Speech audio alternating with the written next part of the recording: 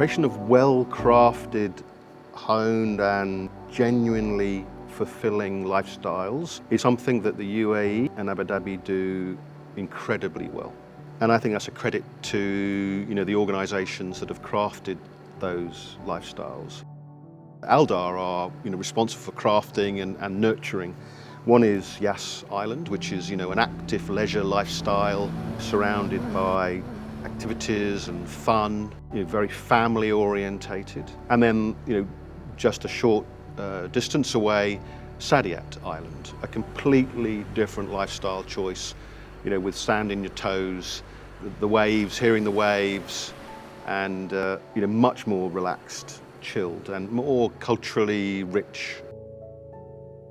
I think perhaps more important than those creation of those lifestyles is the beating heart of Aldar, which is a strive to improve the quality of people's lives.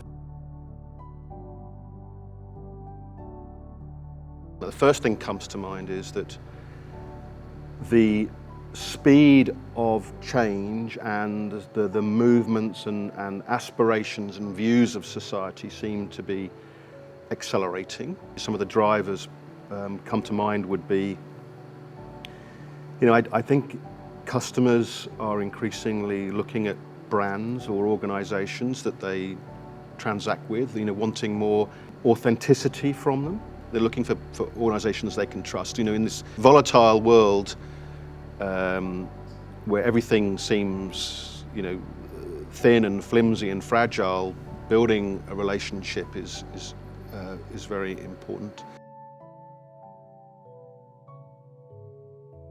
I think customers are looking, society increasingly looking for experience and service, and those two are really important for residential or for real estate. Real estate is traditionally been about location and product quality, size, where it is, but increasingly people are valuing experience and service. So how do we adapt to that? How do we move from people who build concrete and steel to offering an experience and a service? And that is a big shift, and we're seeing people making big decisions based on those and driving pricing decisions and go no go decisions. So it's a key shift in our industry.